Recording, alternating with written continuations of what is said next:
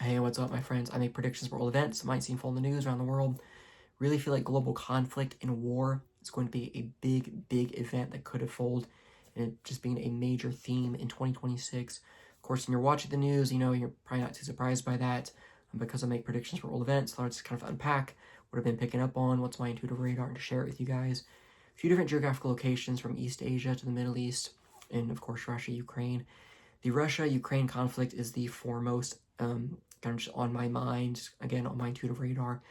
What I've been consistently picking up on is kind of there's a peace plan put forth, there's an agreement, a treaty, there's kind of a celebratory atmosphere, just a global sense of relief. Okay, now the conflict between Israel and Palestine's over. Now we can wind down the one between Russia and Ukraine. Immediately after that, Russia, going to be the aggressor here, dropped some very worrying weaponry, possibly the type of weaponry we haven't seen since World War II. Kind of just what I'm picking up on, which kind of shocks the world. And even after this kind of peace agreement, and then immediately the conflict, of course, escalates with use of very worrying weaponry, deployment of that weaponry, in a way that possibly draws in other countries into that conflict with Russia. Of course, I have East Asia on my radar as well. China's been threatening Taiwan for about a decade now, and Japan has made it clear they will defend Taiwan if indeed it comes to that.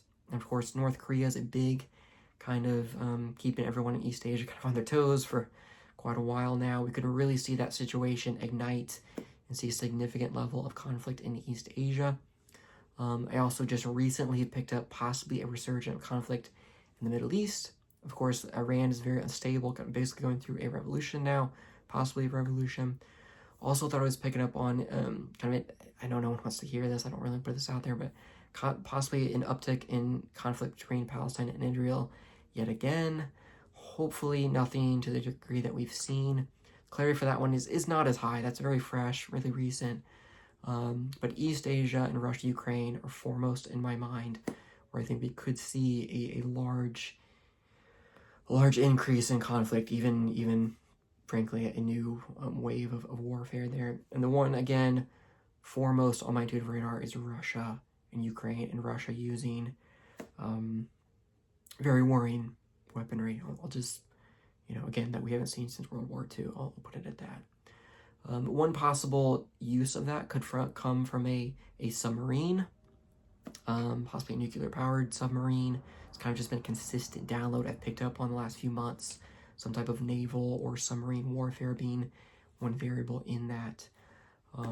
But again, guys, I believe war I believe it's coming. I believe it's going to be very large scale.